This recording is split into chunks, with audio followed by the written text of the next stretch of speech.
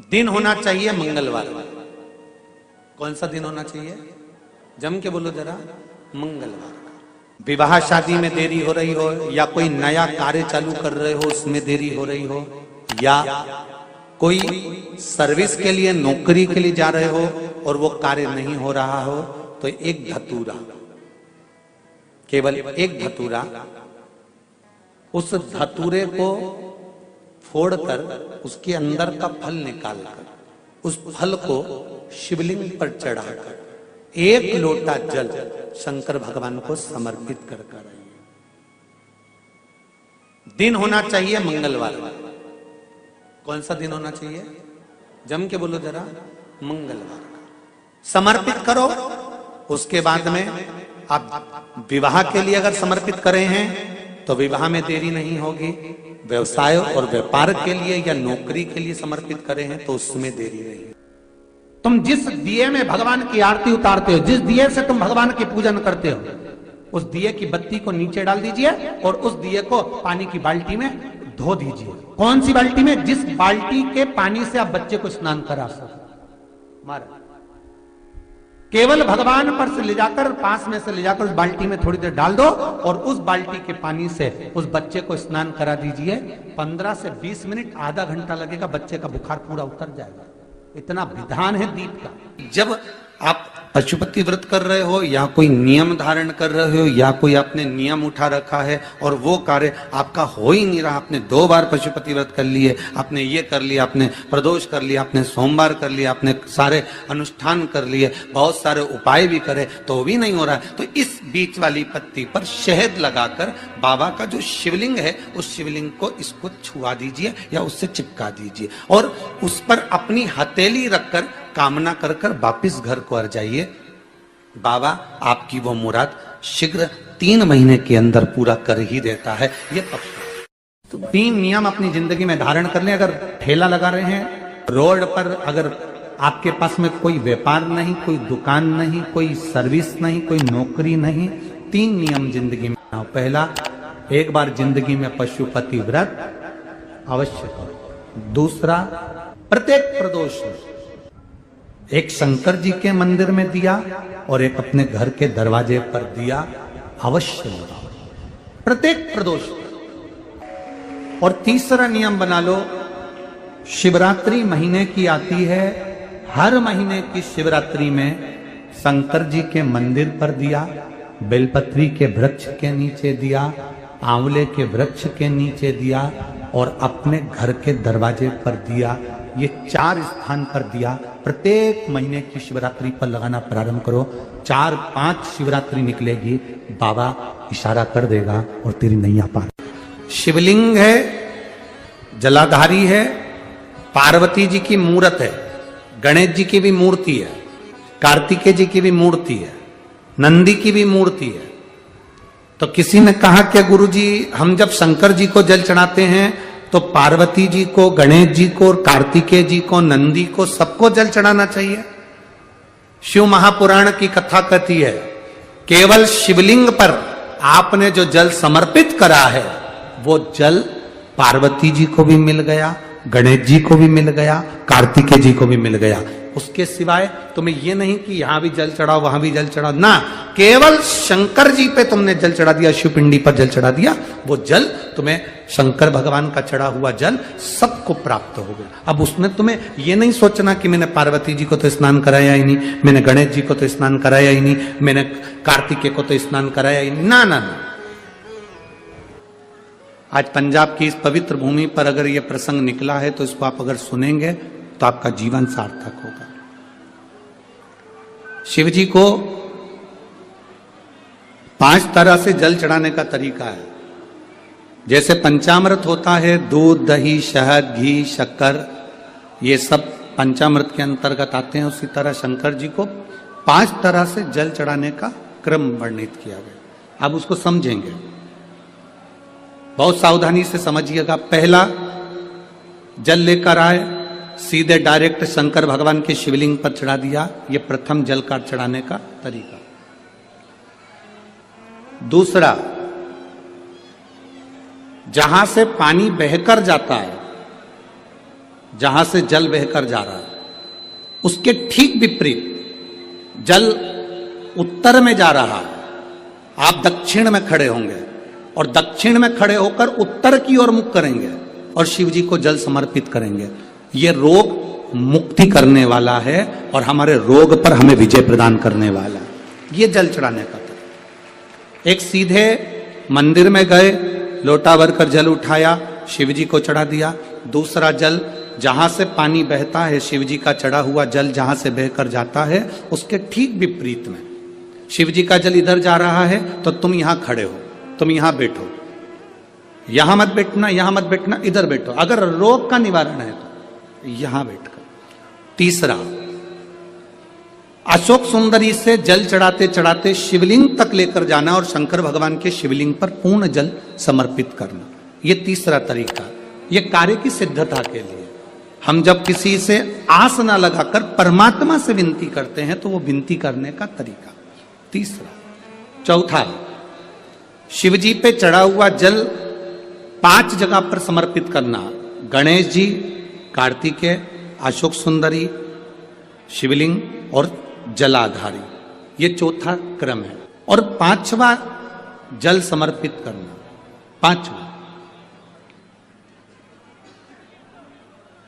5वें नंबर का जल।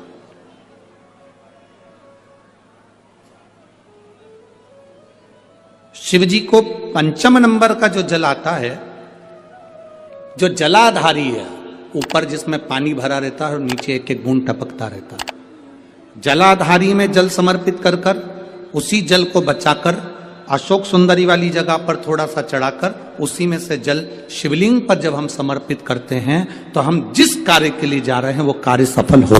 धतूरे का जो पुष्प है उसको 2 जगह पर समर्पित किया जाता है।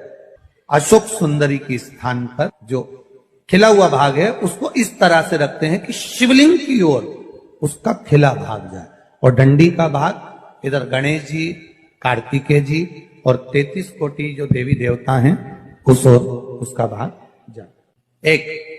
दूसरा, शिवलिंग पर जब हम धतूरे का पुष्प समर्पित करते हैं तो उस फूल का खिला हुआ जो भाग होता है उसका मुख हमारी ओर होना चाहिए। बहुत अंतर है महाराज। कनेर का पुष्प इससे विपरीत में चलता है।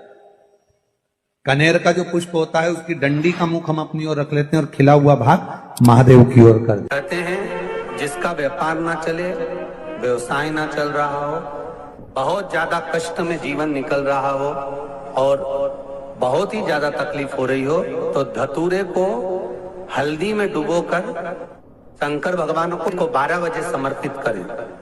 उस धतूरे को वापस उठा लाएं 5-10 मिनट के बाद, श्री शिवाय नमस्तुभ्यम बोलकर लाल कपड़े में उसको बांधकर व्यापार वाली जगह में कहीं पर भी उसको बांध दिया जाए।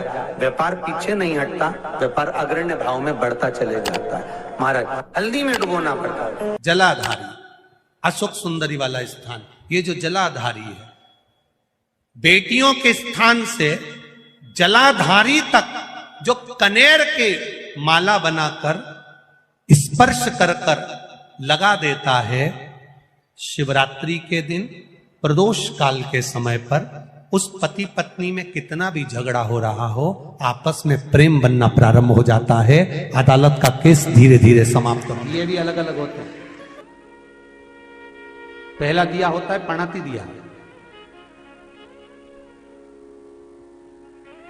मैं चैनल वालों से कहूंगा, अगर आपके पास में क्योंकि हमने पहले भी कथा में कहा कि जिस जिस जगह का स्मरण कराएं उस जगह का फोटो भी आप दिखाएंगे तो उसका आनंद कथा सुनने वालों को, ऑनलाइन वालों को मिलेगा।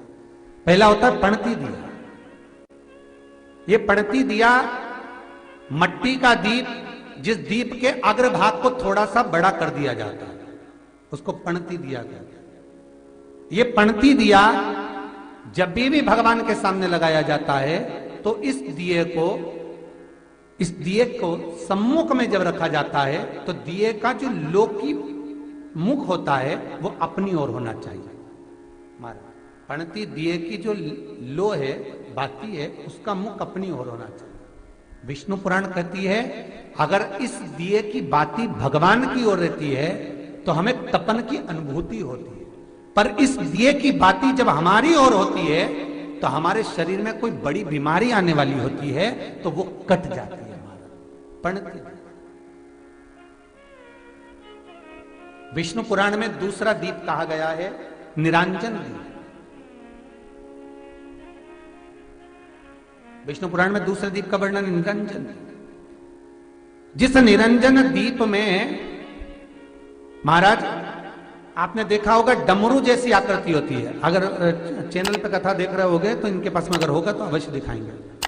निरंजन, इस निरंजन दीप में डमरू की आकृति होती है, रखने का भाग और ऊपर का भाग इस तरह से, और ऊपर उसमें दिए लगाए के लिए बाती का स्थान रहता है। किसी किसी में 5 कंगूरे होते हैं, किसी किसी में 6 कंगूरे होते हैं।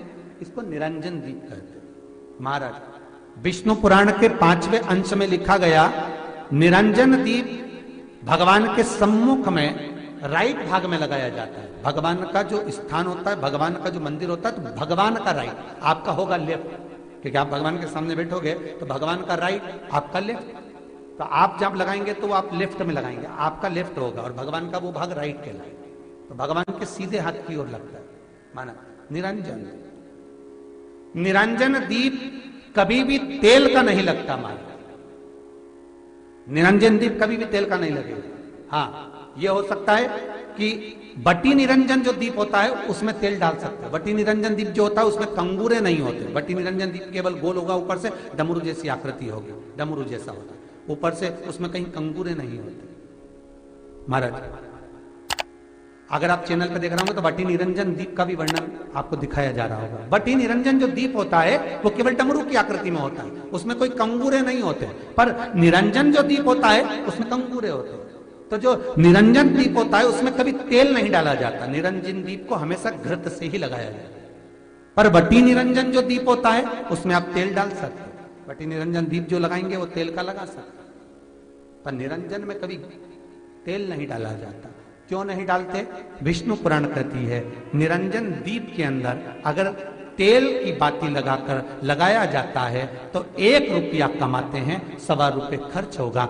घर में 10 लोग भी कमा कर लाएंगे तो पैसा नहीं दिखेगा, घर में रुपया टिकता नहीं है। अर्थात निरंजन दीप में आप तेल की बाती लगा रहे हो, ये सिद्ध हो चुका है। और महाराज बटी निरंजन जो दीप होता है उसके अंदर आप तेल डालकर जला सकते हो। बटी निरंजन जो दीप होता है ये आप किसी भी स्थान पर लगाओगे, सबसे पहले पितृ इससे भाग ग्रहण करते हैं, देवता को देते हैं, देवता उससे भाग ग्रहण कर कर कुबेर को प्रदान करते हैं, कुबेर उससे भाग लेकर शिव को प्रदान करता है। भगवान शंकर बटु भैरव को कहकर घर का उद्धार करते, इसीलिए उसको कहते बटी निरंजन। इसमें कंगूरे नहीं होते। वहां बटी